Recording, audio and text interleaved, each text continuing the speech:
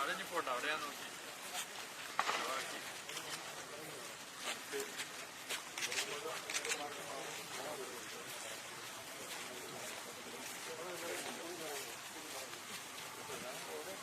അല്ലേ? കുറച്ച് ചെറിയ ചെറിയ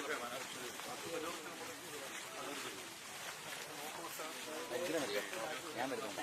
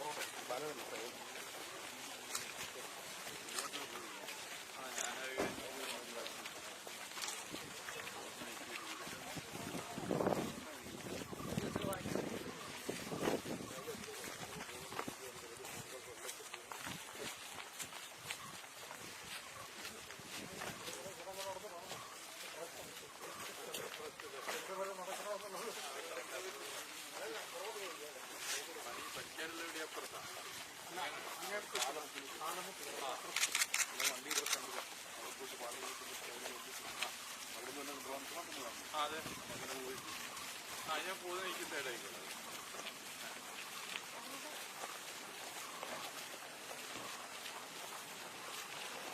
അവിടെ നടക്കുന്നുണ്ടല്ലേ? അതെത്ര ദൂരം? 32 കിലോമീറ്റർ. ഇവിടുന്ന് 1.5 കിലോമീറ്റർ. അവിടെ റോഡ് ക്ലോസ് ചെയ്തിട്ടാണ്.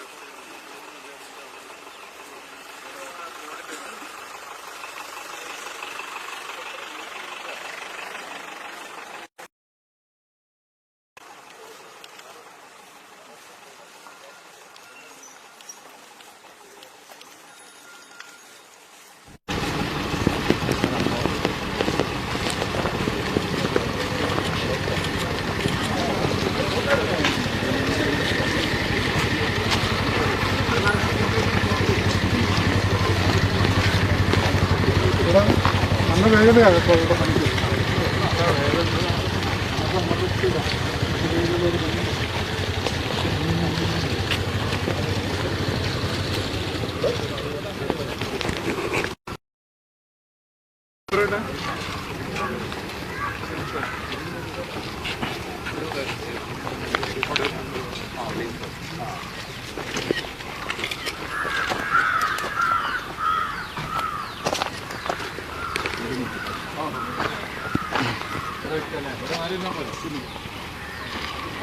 നോക്കണം.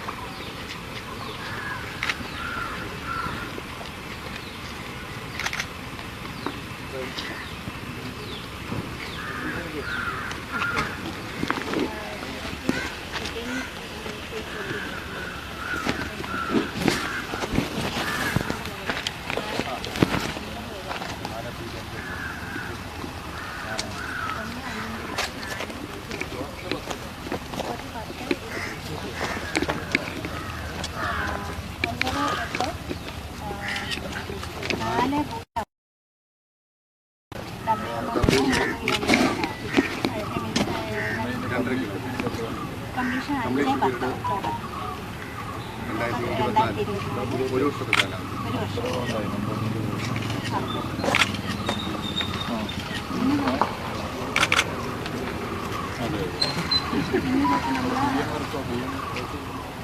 ഇന്ന് തൊട്ട് നമ്മൾ 10-240 കിലോമീറ്റർ ബ്ലോക്ക് ചെയ്തിട്ടുണ്ട് മാർച്ച് 19.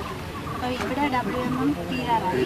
PM ചെയ്യുന്ന സമയത്ത് അവിടെ WMM പിന്നെ അതിൻ്റെ ഇപ്പുറത്ത് 2 കിലോമീറ്റർ ഉടനെ അതിൻ്റെ പിന്നാലെ അതും ചെയ്യാം. ഫസ്റ്റായിട്ട് ചെയ്യുന്നവരാണ്. 2.5 കിലോമീറ്റർ 31/3/12 അവിടെ അതിൻ്റെ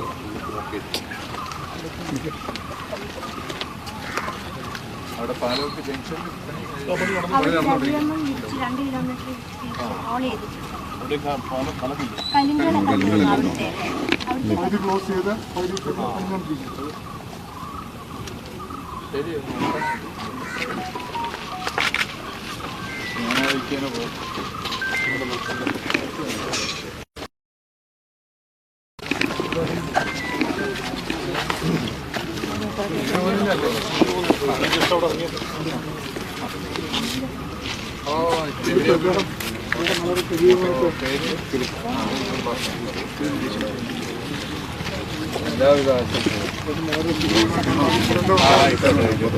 ഭാവി ജീവിതത്തിന് എൻ്റെ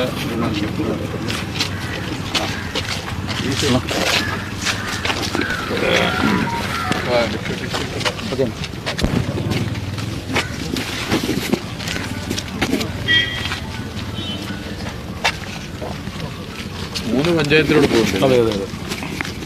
നമ്മുടെ ഇപ്പോൾ ഈ റോഡ് സന്ദർശിച്ചപ്പോൾ ഇപ്പോൾ ശബരിമലക്കാലമാണല്ലോ, അപ്പോൾ ഇപ്പോഴത്തെ ഈ നിർമ്മാണത്തിൻ്റെ സ്ഥിതിഗതികളെ കുറിച്ചും. ഇല്ല, നിർമ്മാണം പൊതുവെ മന്ത്രി ഓഫീസിൽ നിന്ന് പരിശോധിക്കുന്നുണ്ട്. ബഹുമാനപ്പെട്ട ഡെപ്യൂട്ടി സ്പീക്കർ ഇതിനെക്കുറിച്ച് ഇടയ്ക്കിടെ ശ്രദ്ധപ്പെടുത്താറുണ്ട്. ചില വിഷയങ്ങൾ ഇതുമായി ബന്ധപ്പെട്ടുണ്ടായിരുന്നു, അതൊക്കെ പരിഹരിച്ചാണ് ഇപ്പോൾ മുന്നോട്ട് പോകുന്നത്. അപ്പോൾ പൊതുവേ നമുക്കറിയാം വളരെ പ്രധാനപ്പെട്ട റോഡാണ്, 3 പഞ്ചായത്തുകളിലൂടെ കടന്നു പോകുന്ന, അതുപോലെ തന്നെ MC റോഡിനും ദേശീയപാതക്കും പാരലായിട്ടുള്ള റോഡാണ്. ശബരിമല തീർത്ഥാടകർക്ക് തിരുവനന്തപുരത്ത് വരുന്നവർക്കൊക്കെ വളരെ സൗകര്യമായി മാറേണ്ട റോഡാണ്. ആ നിലയിൽ ആ പ്രാധാന്യത്തോടു കൂടിയാണ് കാണുന്നത്. ഇതിൻ്റെ ഭൂരിഭാഗം അടൂർ നിയോജക മണ്ഡലത്തിലാണ്, ചെറിയൊരു ഭാഗം കോന്നി മണ്ഡലത്തിലാണ് വരുന്നത്. ഇപ്പോഴത്തെ ഒരു സാഹചര്യത്തിൽ പൊതുവെ പരിശോധിക്കുമ്പോൾ 25% പ്രവൃത്തി പൂർത്തീകരിച്ചു. സമയബന്ധിതമായി പ്രവൃത്തി പൂർത്തീകരിക്കാനുള്ള ശ്രമമാണ് പൊതുവെ നടത്തുന്നത്. അത് യാഥാർത്ഥ്യമാകുമെന്ന് തന്നെയാണ് കരുതുന്നത്. പറഞ്ഞ സമയത്തേക്കാൾ കുറച്ച് മുമ്പ് തന്നെ നമുക്ക് പ്രവൃത്തി അവസാനിപ്പിക്കാനാകും, പൂർത്തീകരിക്കാനാകും. ആ നിലയിലാണ് കാര്യങ്ങൾ ആലോചിക്കുന്നത്. കഴിഞ്ഞ മണ്ഡലകാലത്തിലെ റോഡുകൾ കുറേ താർന്നിട്ടുണ്ടായിരുന്നു. അന്ന് മന്ത്രി ഒരു നിർദ്ദേശം എല്ലാ ഉദ്യോഗസ്ഥർക്കും നൽകി, അതായത് റോഡുകൾ അത്രയും മണ്ഡലകാലത്തിന് മുമ്പ് തന്നെ പണിയണം, അല്ലെങ്കിൽ അതിന് വേണ്ട നടപടികളെടുക്കും. ഇപ്രാവശ്യം അങ്ങനൊരു പ്രസ്താവന കണ്ടില്ല. ഇപ്രാവശ്യം അത്രത്തോളം വേണ്ടി വന്നില്ല. കാരണം കഴിഞ്ഞ തവണത്തെ ഇടപെടലിൻ്റെ ഗുണം ഇത്തവണ ഉണ്ടായിട്ടുണ്ട്. കഴിഞ്ഞ മണ്ഡലകാലത്ത് വളരെ നേരത്തെ തന്നെ മീറ്റിംഗ് ചേർന്നു, അത് ഇത്തവണയും വളരെ നേരത്തെ ചേർന്നു. പക്ഷെ കഴിഞ്ഞ തവണ വളരെ നേരത്തെ ചേർന്നപ്പോൾ ചില റോഡുകൾ പ്രയാസകരമായ സാഹചര്യത്തിലായിരുന്നു. അതിനൊരു നിശ്ചിത സമയം കൊടുത്തു. ആ സമയം കഴിഞ്ഞൊരു 1.5 മാസം കഴിഞ്ഞാൽ ഈ റോഡുകളിലൂടെ ഞങ്ങൾ സഞ്ചരിച്ച് ഇത് പരിശോധിക്കുമെന്ന് പറഞ്ഞിരുന്നു. അങ്ങനെ 500ഓളം കിലോമീറ്റർ റോഡുകളിലൂടെ സഞ്ചരിച്ചിട്ടാണ് അന്ന് പരിശോധന നടത്തിയത്. അന്ന് എല്ലാവരും ഉണ്ടായിരുന്നു, MLA-മാരുണ്ടായിരുന്നു, ജില്ലാ കളക്ടറും മറ്റുമൊക്കെ ഉണ്ടായിരുന്നു. അതിൻ്റെ ഒരു റിസൾട്ട് ഇത്തവണയും ഗുണം ചെയ്തു. ഇത്തവണയും ആ റോഡ് ആ നിലയിൽ തന്നെ നിന്നു. കുറേ പുതിയ റോഡ് വന്നു, BMMBC റോഡ് വന്നു. ആ BMMBC ആയ റോഡുകളുടെ ഗുണം ഇത്തവണ അനുഭവിച്ചു. അതുകൊണ്ട് ഇത്തവണ കഴിഞ്ഞ തവണത്തെ പോലെ അത്രത്തോളം കഠിനാധ്വാനം ചെയ്യേണ്ടി വന്നിട്ടില്ല. പക്ഷെ എന്നാലും ഞങ്ങൾ വളരെ നേരത്തെ തന്നെ ഇതിൻ്റെ മീറ്റിംഗ് കൂടി ചേർത്തു. ശബരിമല തീർത്ഥാടനത്തിൻ്റെ പ്രാധാന്യത്തെ തിരിച്ചറിഞ്ഞുകൊണ്ട് തന്നെ വളരെ നല്ല നിലയിൽ പ്ലാൻ ചെയ്തു പോയി. ഉദ്യോഗസ്ഥരും ആ നിലയിലാണ് ഇടപെട്ടിട്ടുള്ളത്.